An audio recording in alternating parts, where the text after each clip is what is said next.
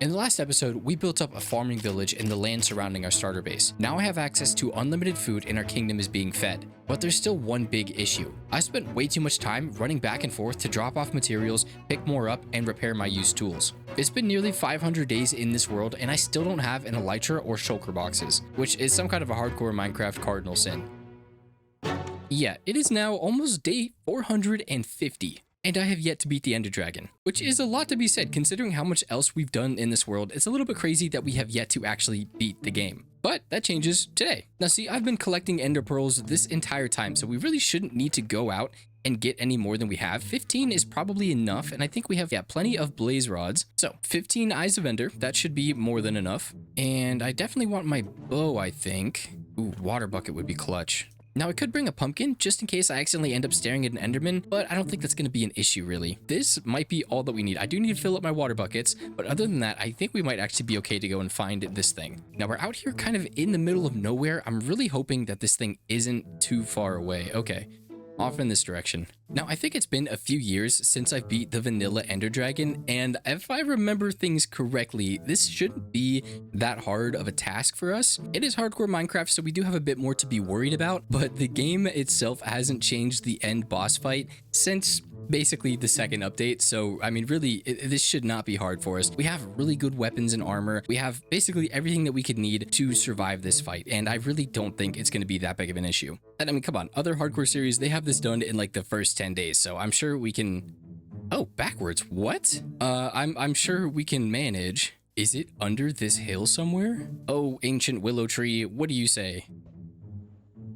Okay, it disappeared, but I saw particles. I think it might be right below us. Let's see if we can scaffold up. Okay, we don't want to use all of our pearls just in case, but if this is that close to our base, that's going to be crazy. I have no idea where that went. I heard it. Oh, they're both over there. Okay. All right, well, oh boy. I was definitely expecting more of a journey. Let's hope we don't fall into lava. I've got water, so I'm not that worried, but, you know, it's still better to be safe than sorry.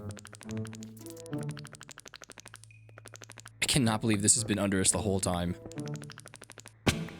Any stronghold down here? No, maybe we gotta go further. Okay, wow, this is a big cave. Don't think it's in here, though. Okay, we're getting deep slate. I know they changed it, so it does spawn deeper in the worlds, but I'm not sure just how much deeper we have to go. Okay, there we go. I spy the advancement. Okay, we're gonna put this here just in case we have to come back. We have a very, very fast way down here now. Okay, let's see if we can find the portal room. I can hear lava. That's a good sign. Wow. While we look for the portal, I just want to say a huge thank you for all the support with this series. It's been a treat being able to continue this journey with so many enthusiastic people. If you haven't already, make sure you're subscribed so you don't miss out on all the plans that I have for this world. Oh, hey, look at that. Okay. Cool, we have enough eyes as well. Are we doing this? Are we doing this early? Oh my god. That took no time whatsoever. Let me get rid of some of this junk. Well, I guess this is it. Everyone, cross your fingers. This shouldn't be bad.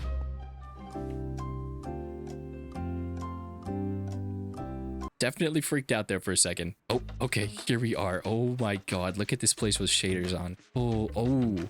Holy Enderman. Let me get some pearls away from where the dragon is currently flying around. You know, now that I think about it, I should have brought a sharpness sword. I brought my smite one. Not the smartest idea.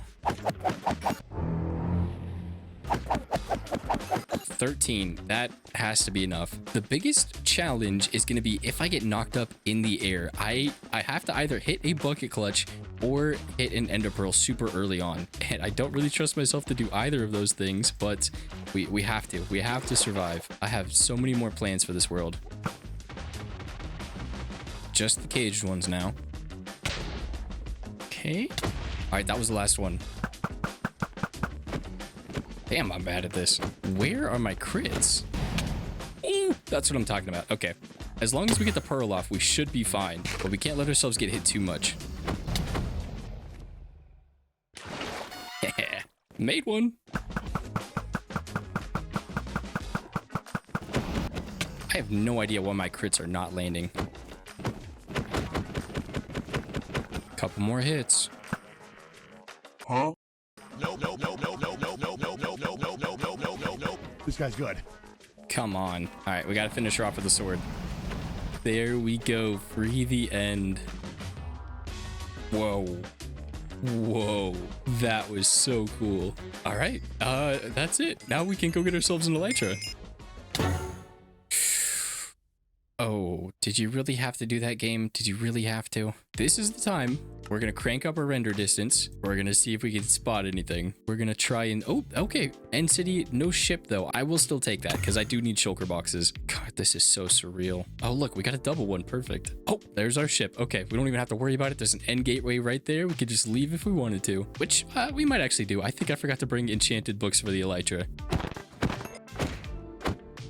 I definitely would be better off with that sharpness sword, though, so we're going to have to remember to grab that. Elytra first? Yeah.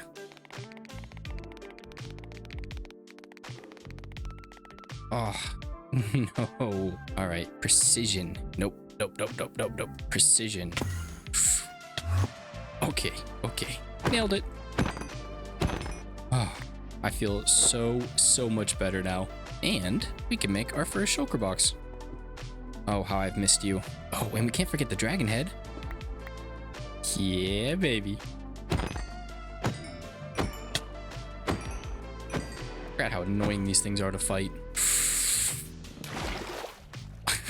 I didn't even need to bucket clutch. I have the elytra on. Oh my god, it's gonna take me a minute to get used to this. All right, I think this is the last room and we are out of food. So we need to be very, very careful not to die. Okay, I think we might have gotten everyone. I'm out of food. There's no more shulker boxes here. I think it's time to go home. Yeah, it's time to go home. Okay, now if I remember correctly, that way? Yep, okay, that's where we're going. Oh boy, don't have any rockets. We're okay. Nice and easy. Boom, awesome. Oh god, that's crazy. You can see it from all the way over here. Oh my goodness. Okay, I need enchantments, I need rockets, and I need food. And then we can come back and get those other cities. After stocking back up on food, offloading some of the loot, adding enchantments to our brand new elytra, and crafting every last piece of gunpowder I own into rockets, I took my first flight across our land and headed back to the end for some more shulker hunting. Let's talk about the elephant in the room. Minecraft Live. I know a lot of us were hoping for an end update of some kind, and I was one of those people. I'm still going to be optimistic about the Chaos Cube drop, but I'm not going to pretend I'm not at least a little disappointed in this one. I was really hopeful going into it too, especially since the update that just dropped, Tiny Takeover, is kind of the most underwhelming drop we've gotten so far. Even last time they did retextures in the Spring to Life update, they also gave us bushes and new flowers and other blocks. The only other notable thing in Tiny Takeover was the buff to stonecutters, and I was a little disappointed in that. Once Chaos Cube drops, it will be nice to have some new blocks to play with. I just wish they didn't look like Ronald McDonald. I know Mojang puts a lot of work behind the scenes into these drops that we never get to see, so I'm hopeful that this development cycle packs a bigger punch than the Minecraft Live reveal did. Oh, and if you're curious as to what my thoughts are on an end update, you should go check out this video. Only after you're done watching this one, of course. And it is a little old, so excuse the lesser production value and enthusiasm. And please don't judge me too harshly. Okay, bye. And back home.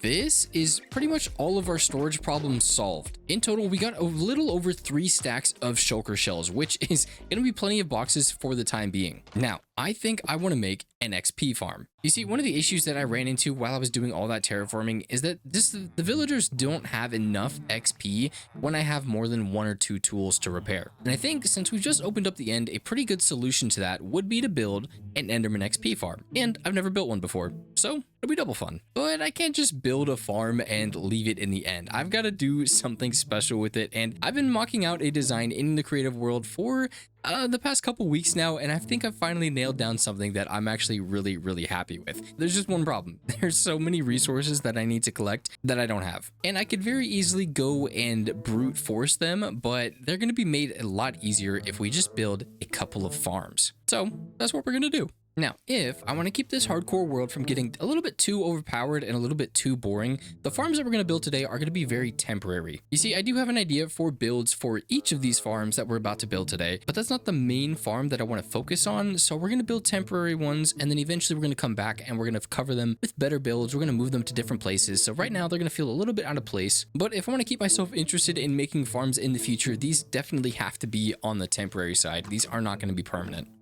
And I really don't mind harvesting moss the old-fashioned way, but it's going to be so much easier to just have a farm for it, and we can switch it out for the pale moss. So I mean, it's very versatile, and we get bone meal on top of that, which I love bone meal. It's very useful. But we do need to do some resource collection first before we can start collecting the resources through the farms that we need.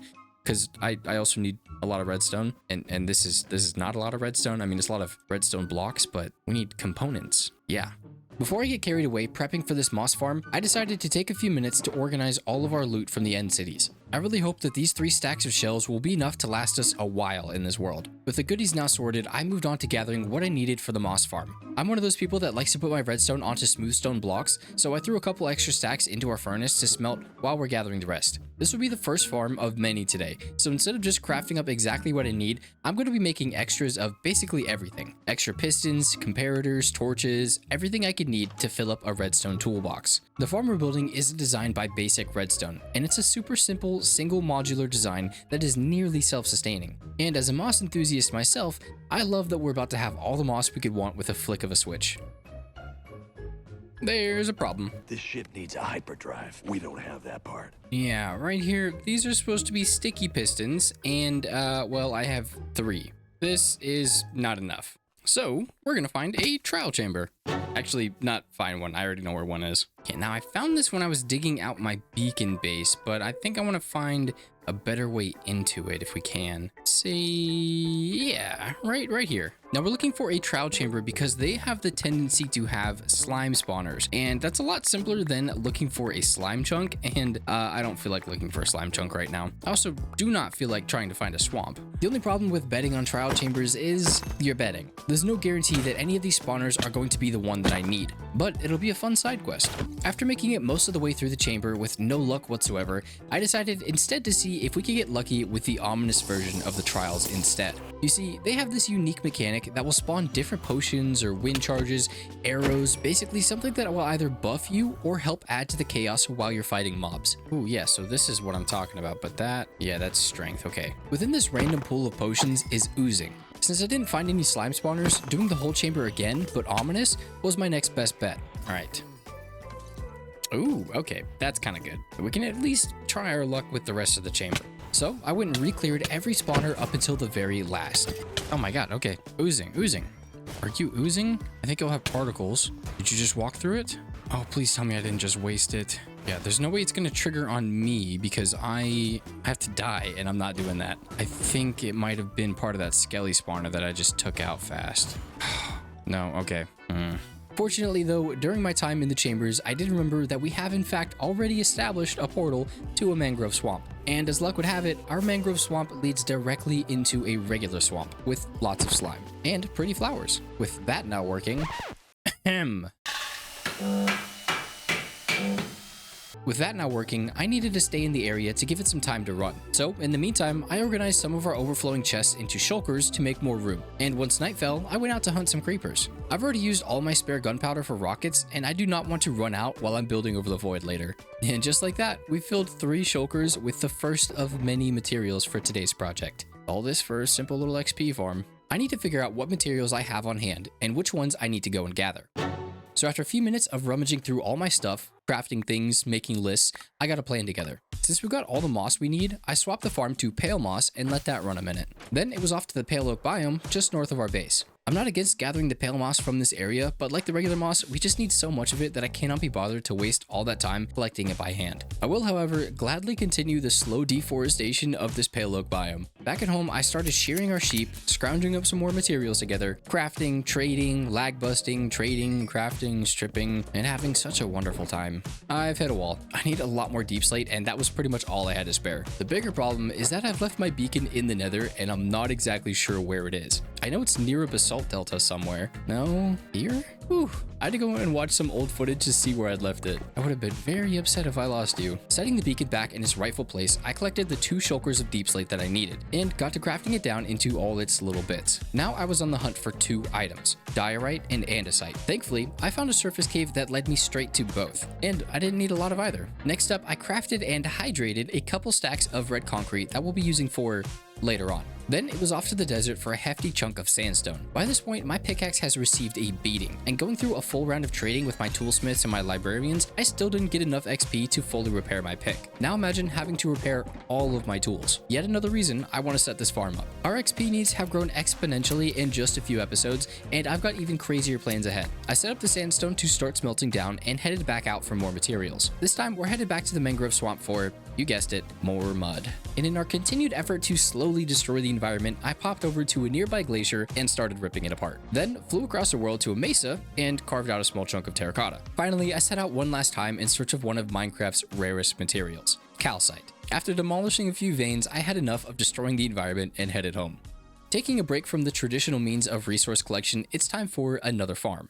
This one was simple. All I had to do was kidnap a bunch of frogs from their homes, get them into a hole in the ground, force feed them green goop that I also stole from their lands, waited for their babies to hatch, and then steal their babies before they could escape. Releasing them from imprisonment, I tied all the frogs together and dragged them across the scorching hot roof of the nether over to a very specific biome where I can construct a stone box that they will be forever imprisoned in. This particular box forces magma cubes to spawn, slowly freezing the bigger ones until they keel over and die. And then, once they're deconstructed into their smallest forms, the frogs will eat them. Oh, and the stuff that they poop out, that's what I need to collect. Simple, really. I didn't even have to follow a tutorial. And after a 20-minute AFK session, 21-minute AFK session, I had just enough frog lights for today's build. Keeping in the lighting theme, I need around about 2 shulkers worth of end rods to light up the sky around the build. So, back to the nether. This time under the roof, we get to build a much more humane farm. Chugging a bunch of fire res potions and digging out a section of this nether fortress, I constructed walls on every side of the spawner to keep the blaze contained. Then, since I'm an idiot and forgot to bring buckets, I had to run back to the overworld to get lava to place in the nether. I'm not even joking. After another short stint AFK, we had just enough blaze rods for the first half of this project. A short pit stop to the crafting table, putting that sandstone from earlier to use, and I was off again. This time to the outer end islands, which, thanks to the incredible mod Voxy, I can see from the main island. Once I had enough chorus fruit, which was really easy to gather by the way, it was back to waiting on the furnaces to finish smelting and finding things to do in the meantime. Ever since the beginning of last episode, I've known that I would need a ton of glass for this build and a few of the upcoming ones. And while I'm perfectly capable of mining sand and smelting it myself, I just find it so easy to pop down to the villagers every now and again and trade for a couple stacks. The only problem with this system is now it's coming down to the wire. At this point, I still need another 2 shulkers of glass blocks to finish out the material list, and I've been trading in the background this whole time. After this build, I won't have any glass left, and I'll need to start the process all over again. Maybe I ought to rethink this whole trading with villagers for glass idea. I'll definitely be automating our wool collection for the next time we need a bunch. I'm getting a bit sick and tired of manually doing this, but we're doing enough farms today that one can get pushed further down the list. I am not, however, against setting up a quick little machine to help me gather bushes. This is the first of many planting materials, and I don't want to make myself go crazy. After a short while, the chorus fruit had enough time to smelt, and we were able to craft it into the first shulker of end rods. I'll come back and do the rest when I can be bothered to sit in the nether for another 30 minutes. Another farm I have no shame in throwing together real quick. We're going to set up a small grass farm in the end. I need a little under a shulker's worth of short grass, and the end is the perfect place to make one of those farms. If you didn't know, flowers don't grow in the end. So when you bone meal grass back in the overworld, no matter where you go, you're almost always likely to get some sort of flower added to the mix. But not here. The only thing you need to worry about are the Enderman jump scares. And continuing the foliage collection, because apparently I'm in the mood, we're off to the nether once more. This time, we're on the hunt for sprouts and warped roots. And you might be thinking, Coda, why not just replace the grass in the farm you just made for warped nylium and use the same setup? That would be so much faster. And the reason, dear viewer, is because I didn't think about it until just now. Thankfully, we only needed a few stacks of each, and it really didn't take that long, but yeah, I totally could have just replaced those blocks. Anyway, moving on. I've been putting it off, but we need a guardian farm. I need a hefty chunk of prismarine for this build, and the easiest way to do that is going to be to use one of the guardian farms that are out here in the ocean. You see, because funny enough, we actually have 1, 2, 3, 4, 5, and a couple over here in just the one ocean. And this farm is going to be a little bit ugly, and I don't quite have a plan for it yet, for like the design that I want to put on top of it. So I think I'm going to try and find one that's a little bit further away. And if memory serves me correct, there should be one that's like a little bit off in this direction, in chunks we haven't quite loaded yet. We could do these ones that are like right next to our base, but I don't want to be looking at that all the time. Oh, okay. Yeah, I think that's the one that I want to use. So it's just a ways outside of our base's render distance. Of course, with Voxy, we can see quite a ways, but if we're at our main base, we're not going to be seeing this like too often. So I think that one right there is going to be the perfect one, but we can't do it with the stuff that I have on me. We need to go and collect a few different things. First and foremost, it's going to be really helpful if I have some potions of invisibility and some water breathing potions. And to make those, we need to go to the desert. Okay, that'll be enough. Perfect. And am I missing something? Oh, apparently you need a fermented spider eye. What? I guess it's been a while since I've made one of these. Ooh, perfect. Okay, a little bit worried there. Now I need some TNT, redstone, and I need a block that I can break fast. I fought tooth and nails for these slime balls, but I think we might need to use a couple. Better not lose any of this stuff. Okay, and I'm also going to need some extra buckets and one very important thing. I need to kidnap a cow, preferably one that's on top of the mountain. Oh, hey, buddy. You want to go see a guardian temple with me? I just need one of you. Oh, okay. I guess you're the one. All right. This is how we're doing this. Okay. Oh, that's so funny looking. But if it works, it works. That's where we're going. Oh no, I'm starting to dip. No, just barely missed it. Actually, no, that might have been perfect. Now, the guardians shouldn't kill the cow, but I am a different story. All right, start maneuvering. Maneuver. I feel like I'm more scared doing this than I was fighting the dragon. Guardians can be really, really tricky. Okay, we don't have mining fatigue yet, so we can just pop in here and get this guy. There we go. There's mining fatigue, but we got the first one. Now, we brought the TNT and stuff to blast a hole into this temple in case we got mining fatigue too early, but that actually wasn't a problem. Okay, here's the other one. Oh, but we need to be careful of his friends. Yeah, that thorns and then their laser can hurt. Gotta be very, very careful here. Oh, you know what? Water breathing. Water breathing would have been a great idea. Okay, should be good. Now let's find the other one.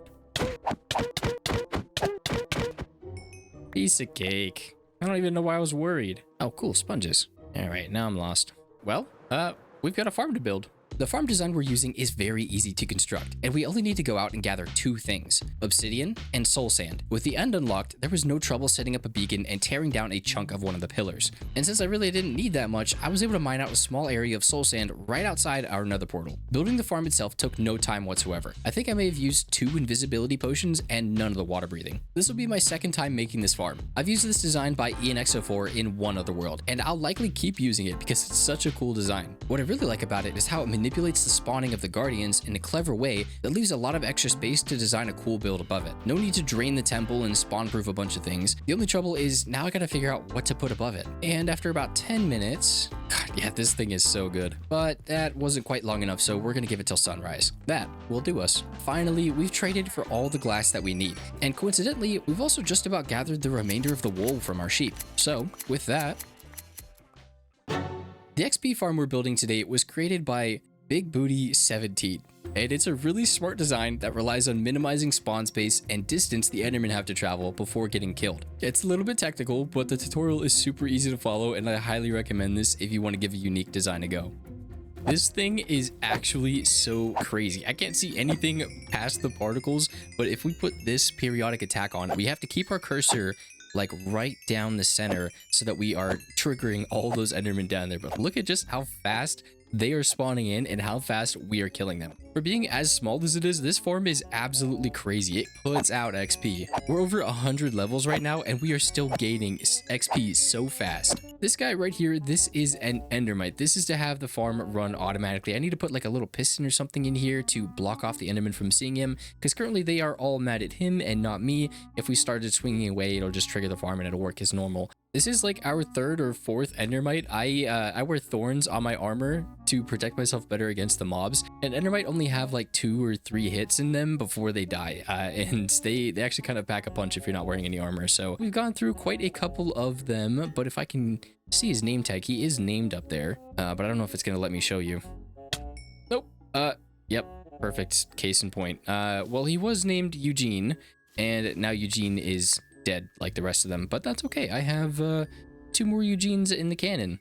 Speaking of naming things, this little guy right here is going to help us construct this build today. His name is Sebastian, and he is the first of his kind. I swear I have not killed any more happy guests on accident, and that shouldn't be an issue here. There are no skeletons to shoot this little guy down. Oh my god, they are so freaking cute. Look at him. Oh my goodness. He is stuck here. He won't be able to go home unless we like do some bedrock breaking. Crap. Off the edge. Brother! Yeah, he is stuck here unless we do some like magic tricks to get him home, but maybe that's okay. Maybe he is just our resident end ghast, and we gotta wait a little bit for him to grow up. Of course, I could go and get some like snowballs, I guess, but I don't really feel like doing that. So we're gonna wait here for him. I think I've organized all of my stuff, or no, I guess I could organize this stuff into cohesive categories or something. I don't really want to do that though. Yeah, XP farm, super cool. Sebastian, adorable as always. Eugene, we'll have to get another one. Yeah, I'm excited to get this build together. I think you guys are gonna like this one. Once I found a farm that let me work around the finicky mechanics of Enderman, I knew I had the chance to make something cool. For the past 2 episodes, I've tried to show or explain my vision for what the dark fantasy theme entails in a Minecraft world. This build today leans heavily into the fantasy side of that, and you could even say it doesn't fit with the rest of the world entirely. And that's okay. I had this idea for a cosmic lighthouse floating somewhere out in the void. I really wanted to make this build, and I figured since it's in the end, we could easily separate it from the rest of our stuff without breaking the theme of the series. I still think it can kind of fit into the fantasy side of things, but maybe we stretched it a bit too far with this one. I do think standing on its own, this build was so fun to conceptualize and try and put together. The hardest part of the design was trying to create something out of nothing. Here, we're building in the void, the emptiest part of any Minecraft world. Usually, I can pick a spot and envision what might go around it, how my ideas can blend into the world, and how I can bridge things into one cohesive story. Here, it was a literal blank canvas, nothing but an idea and the will to make something appear. Because of that, I struggled a lot with this terrain, and I'm still not super satisfied with it. But each time I challenge myself like this, I'm one step closer to becoming a better builder and a better terraformer. The lighthouse was definitely the easiest part of the process, and the swirly glass bits going up to the sky are probably my favorite part. I just wish these shaders did a better job of showing off all the colors we used.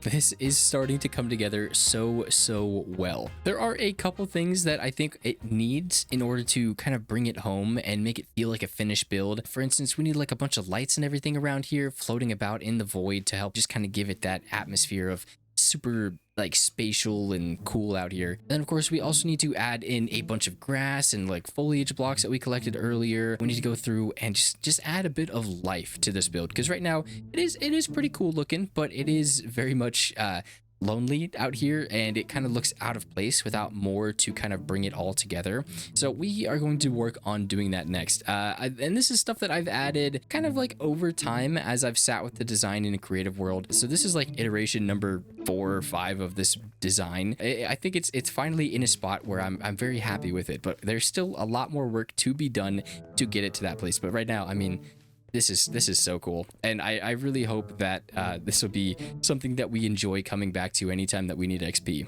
But first, we do need to go and gather some more materials. I feel like that's like all I've done recently. A little bit more. It'll be worth it. It'll be worth it. I'll stop dilly-dallying.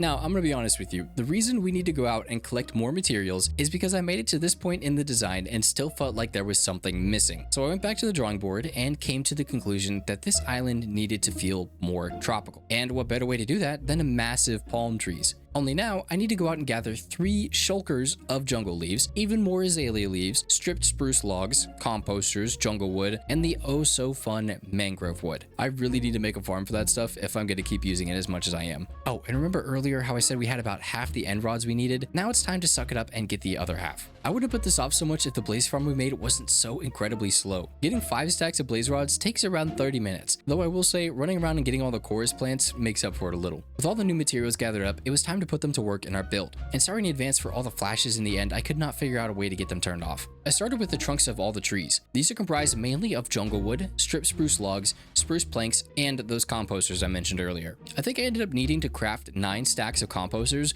which is a ridiculous amount of slabs, let me tell you. Those all made up the texture of the trunks. And then for the crown of the palm tree, that's the top bit where the leaves and the fruit grow from, is made entirely out of mangrove wood. I discovered this texture combo in my series 50 trees in 50 days, and I think it works so well. And if you want to see these trees on their own and in the daylight, I've made a post on my Instagram you can go and check out. I think building in the end has been a fun challenge, but I do not love how desaturated and hazy everything appears. After getting the leaves put in, I went to work covering the ground of our island in foliage. With the top feeling more tropical, I moved to the base of the cliffs and detailing some more of the shoreline. First, I wanted to add a little three-dimensionality to the waves, so I went through with white glass and white glass panes in some areas and tried to create the impression of some gentle, moving waves. Next, I went to work adding more rocks to the shoreline. A lot of the coastal environments I was looking at when designing this build had some gnarly looking rocks with giant waves crashing into them. I'm not sure how well they fit into our design, but they do add a little something to the space that I kind of dig. Oh, and to throw in a little something extra into the mix, off to the side I added a small structure. This is meant to serve as maybe a shipwreck or a whale carcass or really whatever, just something to help show the progression of time and maybe hint at a little something extra happening with the build. And finally, it was time to put the second half of those end rods to use. This wouldn't quite be as fantastical of a build if we didn't have a bunch of stars floating around it. Plus, this was an easy way to light up the build and see it better from a distance. I really like these shaders, I do, but the end is definitely where they are the weakest. I did end up testing out a few other shaders that I'm really excited to show you later. But keeping in theme with lighting the build up, I took my remaining end rods, a metric ton of glow lichen from this quick setup by ilmango, and did my best to make sure the island was spawn proof. This should be the last step in making sure our new XP farm runs smoothly. In theory, the Enderman can't teleport off of our platform and they can't spawn anywhere else, so the farm should be good to go. Ladies and gentlemen, do we like it? I like it. I think it's pretty cool. It's probably the most over top XP farm that I have ever built. Going from how small that XP farm was to how big this build is to cover it up, maybe we went a little overkill, but hey, you know, this is hardcore Minecraft. That's kind of the point of things here, I suppose. But the real test, the real thing that I'm a little bit worried about is whether or not the farm still functions as well as it did whenever we first built it and there was nothing around it. We've done a lot of spawn proofing. To the best of my knowledge, there are no spots for Endermen to spawn, and they can't teleport off that platform down there, so I really think we've done all that we can to make sure that it functions normally. Oh, and I have a little confession to make. Yeah, this tree was leaning the other way and I didn't like that, so I tore the entire thing down and rotated it, so now it's leaning towards that tree and away from the lighthouse, and I spent like an hour doing that, so that was fun. And unofficially, we have a front door entrance right here. I don't know if this is gonna stick. Obviously, it's not really professional looking, so we will have to come through and change that. We basically just fall in here and float all the way down to use the farm. And well, this is my first time using it since finishing the build. That looks like a lot of Endermen. Let's give it a go, see if it's as fast as it was. I mean, maybe not as fast as it was, but it's still kind of fast. It's worrying me that there are no Endermen spawning here. Oh boy. Okay, shoot. Yeah, I mean, I've been around the island several times just looking for, like, I have hitboxes on, looking to see if I can see any Endermen in weird spots, but all this stuff is lit up. I don't know what it is. Maybe it's the fact that there are all these blocks around here. I know that can affect mob spawns a lot in farms, but I didn't think it would be this much. This is like, it just killed the rates. Oh man, this went from like the fastest XP farm to the worst XP farm ever. I think I killed this thing. Oh, that's really disappointing. Oh, and there's no good way to get out. I have to fly under the build to get up here. Well, I've been consulting with Sebastian, and I think there are two ways that we can go about fixing this problem. You see, I still think it would be really cool to have an XP farm in the end that we come to, but maybe instead of doing an Enderman farm, we do a silverfish one up at the top in the base of the lighthouse. Maybe that'll be a little bit better. I mean, I know those ones are fast. It probably won't be as fast as the Enderman farm was before we killed it. I'm sure it'll still be faster than what it is working at right now. The other solution that I thought of was maybe instead we go around to the backside of the lighthouse and we build out another platform and then just have one back here that's like hidden behind the farm. So like it would be a bridge out again into the void, and then we just have that as our XP farm, and this is kind of like the front of it. I don't know. I'd love to hear your opinions on it. Those are the only two solutions that I could come up with, other than, you know, completely tearing this thing down. And I'm not doing that. That'd be crazy. But yeah, either extend a new one out the back or make one of those silverfish farms in the base here. I feel like I could go with either. But Mr. Sebastian, you have been such a good happy guest, and I have appreciated your help so much. I feel like I should name both the happy guests that we have, both Sebastian and Beatrice II. Oh, and I don't think that I've shown these guys anywhere, but when I was off collecting materials, I ran into a village and a jelly cat, and then that led me to getting 2 other cats here. So this is peanut butter, jelly, and donut. Like peanut butter, jelly, jelly, donut, donut, peanut butter, something. I thought they were cute. And yeah, I named those cats before I named my happy guest, and I feel a little bit bad for that. Name tags are just so dang expensive though. All right, Beatrice II and Sebastian. Here you go, Queen Bee. And yeah, I gotta fix that too. Sebastian, thank you, buddy. Yoink. This should fix that problem. And while we're on the topic, this commenter suggested putting a grave for Beatrice somewhere in the forest, and I thought that was a really sweet and heartfelt idea, but I think an even better place for a grave for Beatrice would be right here at the base of the ancient willow tree. I'm thinking like right here would be the perfect spot for that. Here we go. Gone too soon, but never forgotten. Fly high, Queen Bee. Oh, how I miss you. Now, they weren't the only person that left a great suggestion on the last episode. There was another person who suggested that in order to make these look more like dinner plates, we could actually take these iron weighted pressure plates and activate them, and then they look a bit more like dishes, and I think I really like that idea. And then on the topic of keeping these villagers contained, someone else mentioned that we could just put trapdoors right there and it would stop the villagers from getting out, and then we can get rid of this stuff on the outside so we don't have to see it. And like, yeah, of course, that makes sense. I use that in my villager trading hall. I don't know why I didn't think about that when I was putting these houses together, but recorder brain. I would say streamer brain, but obviously I was by myself and I was doing it, so there really isn't any excuse. But the only problem with that is this doorway kind of works in a different way, so I'd have to like completely reconstruct it. Maybe I could do that. I mean, yeah, it kind of works. The only weird thing is this window here, but I could just move it, I guess. Yeah, okay, that works. Awesome. Thank you for the suggestion. And while we're over here, another commenter suggested putting walls around the houses. Now, I think they meant more as like a containment thing for the villagers instead of like just keeping them contained in the house. But I like the idea of having the walls surrounding the field and still keeping the villagers inside. That way we can kind of make the wall a bit more aesthetic and not necessarily, you know, villager proof, because there are a lot more issues that arise whenever you try and deal with the villagers. A small issue with this is that we also use tuff as shading in the boulders, but I feel like we might be able to get away with it. Don't want to be falling down there. We'll just cover that one up. Of course, we'll have to come back through and give it a little bit of polish, but we could bring this field up here a little bit more, and I feel like that's a good look. Yeah, and then it kind of mirrors the way that we have the walls around the fields around our starter base.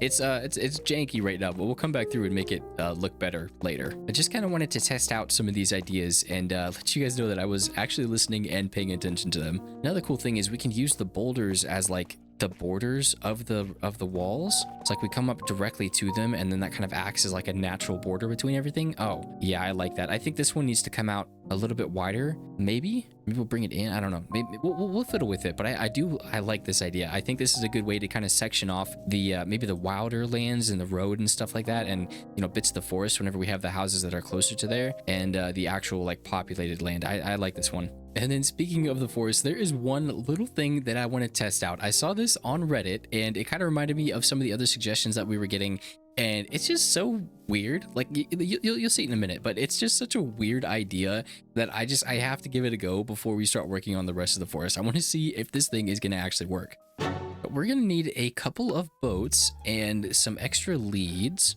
We have to go to the nether, across the roof, and into the desert and try not to die. There's something very important off in this direction. Oh, there it is. You see, Mushroom Islands are very special because they do not spawn mobs any time of day. And they're made even more special because of these guys. These are the Mooshrooms. Probably the coolest cow variant, and there's actually a way that you can use them to decorate parts of a forest. But I want to make sure I get a couple of these guys before we leave here. And I'm pretty sure that you can breed them, but I don't want to take any chances, so we're going to get as many as we can. Gonna do my best to wrangle them all together, and we're gonna take these guys back home. Oh my goodness. I have no idea what's going on back there. All right, we've made it this far, cows. Please don't find a way to kill yourselves. I promise I'm doing my best to keep you all alive. This feels so dramatic with the dust storm happening. Come, my children. We must weather the harsh weather. Weather the harsh weather? We must weather the harsh storm. We must seek shelter and the high ground. Okay. Yeah, perfect. All right. 1, 2, 3. Oh, I didn't do that right. Hold on. I think we've lost a cow somehow. Okay, that's 3. We put 5 in the portal. Where did the other 2 go? Guys, did I not just send you through the portal? You shouldn't be capable of going back that soon. What? Guys, I'm trying to rescue you, okay? I promise I'm not kidnapping you. Please stay here. Wow, that is a really majestic looking camel. Okay, I guess we have to wait here a minute, unless you want to cooperate. Oh, okay. Well, What? They shouldn't have been able to come back through the portal in the first place. Make it make sense. Nope, don't walk through the portal again. Yeah. Right, that is... Nope. Oh my goodness. Why? Just someone get in the boat. Okay, goodness. There we go. All 5 didn't die. Thank God, right? Oh my goodness. What a headache. So glad all of you survived. The other 2 are in the nether. I'm gonna leash these guys right there. Stay there. Let's all cooperate here. All right. Oh, really? You know what? We're just gonna leave it. 2 of you stay there. 2 of you come with me. Now, I saw this post on Reddit whenever I was scrolling the other day, and I thought it was such a cool idea, and I just had to try it for our forest. Okay, this might be the perfect spot. Let me get this ready. Now, it would have been smart if I actually looked at how they did this, but I think I can suss it out. It looked like they put a boat into a hole that just barely had... Oh, I'm missing... No, I don't. Okay, I have a boat. All right, shoot. There we go. Now, from here, you should be able to stack carpets somewhere. Hold on. I'm thinking. Yeah, you could put a carpet there. Oh god, maybe I should have looked at how they did this. Okay, slabs on the bottom. No, do not die. Dude. Okay, well, we could do it with just 1, I guess. Damn. No, get back in the boat. Please, just cooperate. Just wanted to do a cool thing I saw on Reddit. Is this so hard? Okay, now I think maybe... Okay, I can't put glass there, but we should be able to put glass on top up here and then push it down. Okay. And then temporary blocks up here, and hopefully we don't suffocate the cow. Okay. And... Oh, no, I can't put the carpets down. Oh, goodness. I can't push moss carpets, can I? Oh, what to do? Okay, maybe we can pull the cow out of the way just a bit, so it's still under the glass technically, and then moss carpets. Pull it back. No, don't do that. A piston, maybe? Why aren't you going under? Oh, I see. Okay. The picture made it look so easy. Yeah, I can't move it at all. Maybe we could try taking it out of the boat? Oh, please cooperate. Nope, stay. Yeah, I don't know why I thought that was gonna work. Okay, next up, maybe we can get rid of the slabs. And since we know it's hitbox... Oh, but it's still gonna be too tall. Don't shake your head at me. Okay, but can you even see that? No. Goodness gracious. Okay. Next, I think, maybe if I could, can I get out of here? Oh, look at that. We can see a very corner of the pixels right there. Okay, that's the effect that we want, but we want it taller. So maybe we use our brains, replace these with some slabs like this. Okay, but now maybe we push it up instead of pushing the stuff down, right? Using our brains. Oh god, I hope I don't kill this cow. Fingers crossed, everybody. Cow's alive. Slabs up top of the boat. Looks like it's underneath. So if I retract this, yeah, the boat's gonna fall. Maybe that's okay. Use your brain for lower. And then a block. And we did it. Look at that. I am so good. All right, now please have been worth it. Dude, I swear. Okay. Okay, well, it's still in the slab, so it's basically the exact spot that we left it at last time. Ugh, what to do? You know, I'm gonna give up. I'm gonna look at the Reddit. How, though? Yeah, because, okay. Oh, I see. God dang it. Okay, we gotta go get snow layers. Okay, snow layers are perfect alignment. Yeah, stupid. Hate it. Okay, but if we're over here, we might as well get our backup cow. Wait a minute. Oh, yeah, I forgot there's one in the nether. Ooh, freaked out for a second. Yeah, you come back through, please. Bruh. Ugh. Can you cooperate, please? Please? Just try to do something cool I saw on the Reddit, man. Thank you. Apparently, this is the perfect amount, and the slab is like double that. So it wasn't working for us. Hopefully this time with the appropriate height, it'll work. But I need to get rid of this. They better not suffocate, please. Don't do that. Don't. Oh my God. Oh my goodness. Yeah, I think. Yep. Great. Perfect. I'm having a blast. All right, it's on the thing. We're doing just one in a hole apparently because they don't like to cooperate. Now we should be able to do the glass thing like we did before. Okay, please. All right. Now, without a problem, we are able to put the carpets over top. Okay. Maybe. Okay, that's cool. All right, it doesn't work with fresh animations, but that's cool. That is really cool, actually. Wow, okay, and I don't think it's gonna rotate because its head is in the glass. The only other thing we would want to do is come through with a silence name tag and make sure it's quiet. Yeah, but that totally works. That is such a cool little trick. Oh my God. Maybe it was worth all the trouble. We kind of know how to do it now. Just a few little patches of this here and there. It does mean that we won't be able to run fresh animations that often, but maybe I'm okay with that. This might be worth the sacrifice. Feeling slightly more optimistic and motivated now, I wanted to see how this trick would look surrounded by more forest details. So I took some time to develop this smaller chunk of area. Doing a small patch first will also help me figure out which details I like and want to include in the rest of the forest. Before I get distracted, I moved the remaining 2 mooshrooms to a pen so that I can start building up their population. Then I headed back to the mushroom island because it completely slipped my mind that my seedling would look great with all these mushrooms and undergrowth details that I want to add. And realizing my inventory was quickly becoming a mess, I popped back into the end to test our new drop chute and retrieve a few extra shulkers. By this point, I was starting to get some ideas together, so I took 2 of the shulkers and created a lush box and a decay box. One holds all the darker blocks like podzol, coarse dirt, or mud, and the other all the greener, lively blocks, grass, bushes, ferns, etc. I also grabbed a few of our mini blocks to see if I could work them into the details as well. A quick stop at our librarians for a few silence me name tags, and I started work on the forest. I'll also be referencing a few more of the comment suggestions from our last episode. I first went to work expanding the area that the mushrooms were covering. I played around with a few designs for some larger red mushrooms, trying my best to get those mini blocks to work. Becoming more and more satisfied with this patch of shrooms, I thought it would be best if we tried bringing in another mooshroom.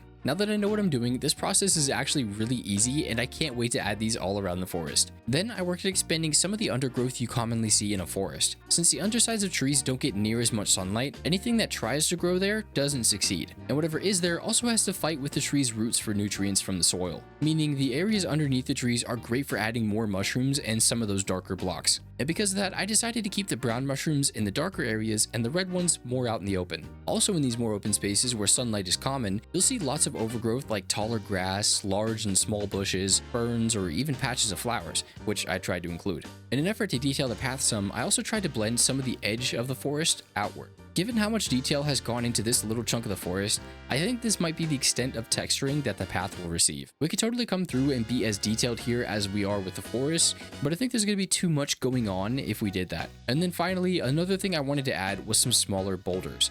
I think adding more of these will keep the bigger ones from feeling too out of place. I also added one on the other side of the path along with some light bone mealing. I think it'll be important to know when an area needs detailing and when it should be left to the minimal amount of things added. For a first attempt detailing, I'm pretty happy with this result, but I feel like it might be a bit too many blocks here. Deciding a palette cleanse was in order, I headed back over to the original villager hut and started working at bringing this area to life. I want to give a huge shout out to all the beautiful channel members and Patreon supporters you see on your screen before you. These wonderful people have access to special emojis, members only posts and videos, early access, ad-free videos, world downloads, schematics, and so much more. My Patreon also includes a shop full of individual packs and schematics available to purchase if there's just one particular build that interests you. And as of this very moment, there's also a teaser posted for the very next episode of this hardcore world. So go join up for free to see that teaser and check out some of the packs while you're over there. If any of this sounds remotely interesting, check out the links in the description for more information. Each new member and Patreon supporter is another step on the road to full-time content creation. I couldn't do without you peeps. Love ya. Okay, did a little time away improve our opinion at all?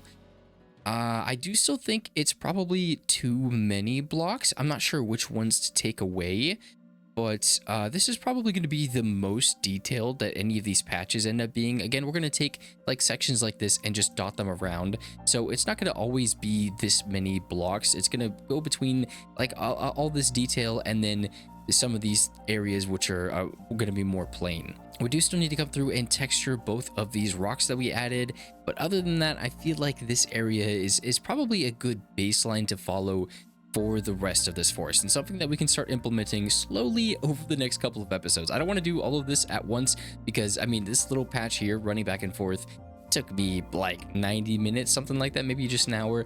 But I mean, running back and forth, as we get more used to it, I suppose it might get faster. But as of right now, I'm okay taking a break and coming back to this over time. I really don't mind doing that. And then taking a look at our palette cleanser, I mean, you can see it's not too bad. It adds more life, which is kind of what I had in mind. And again, this is something that we are going to develop over time. We didn't do this edge of the terrain. We didn't connect it to the road yet. This is all stuff that we're going to do over time. I don't want to drive myself crazy trying to get this all done and packed into one episode. But I mean, from where it started, this obviously is so much better. It's a little bit overgrown in some places, but I mean, we've got a path going along. We've got details along the grass. We've got more stuff up here by Beatrice's grave. This is feeling so much better, so much cozier.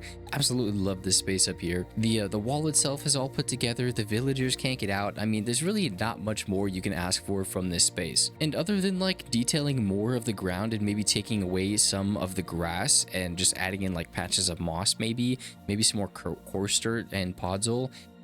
Other than that, I really don't think there are any things that I would change about this area. We also came through and we added a couple more banners. I love these things. Definitely going to be doing more of this. And then back here, I didn't end up putting in a fence gate because it was a little bit awkward and I don't really care that much. Now, I finished with those builds, but I also finished editing a good chunk of this episode, and something that happened weeks ago, because I spent about a month recording these videos, we fought the dragon, and there was a really cool effect during that fight that I think we can actually replicate. Oh my god, my inventory is atrocious. Hold on. Now, I'm not sure how to craft this, but I think I might know. Yeah.